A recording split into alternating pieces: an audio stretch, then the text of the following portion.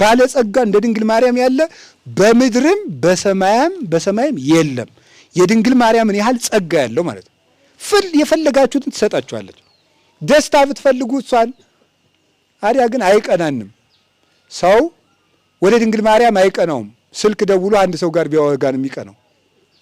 ወደ ድንግል ማርያም ግን አንዲት ሰላም ለኪ ብንጸልይ እኔ እውነቴን ነው ሞክሩት።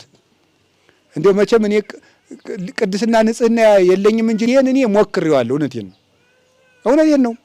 ምንም ነገር ሲቸግረኝ አንዲት ሰላም ለኪ ካልኩ ብዙ ችግር ሌላው ቀርቶ ዕቃ ሲጠፋኝ ሁሉ የእመቤታችን ጸሎት ከጸለይኩ አገኘዋለሁ። እመቤቴ ከልቤ ነው መግራቸው።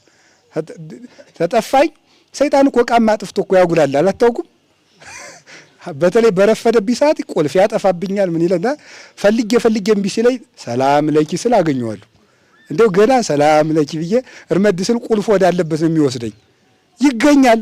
እውነቴን ነው የምነግራችሁ። እንዴ እመቤታችን እንኳን ዕቃ ሰው ተፈልጎ የተገኘ በድንግል ማርያም ምክንያት ነው። አይደለም እንዴ? የሰው ልጅ ምን ሊያደርግ መጥቷል ነው ያለ? የጠፋውን ሊፈልግ። በሉ እስቲ በሉ። ማቴዎስ ወንጌል ምዕራፍ 18 ላይ ጌታ የጠፋውን ልፈልግ መጥቻለሁ ብሏል። ከማን ተወልዶ ነው የጠፋውን የፈለገ? በድንግል ማርያም የጠፋ ሁሉ ይገኛል።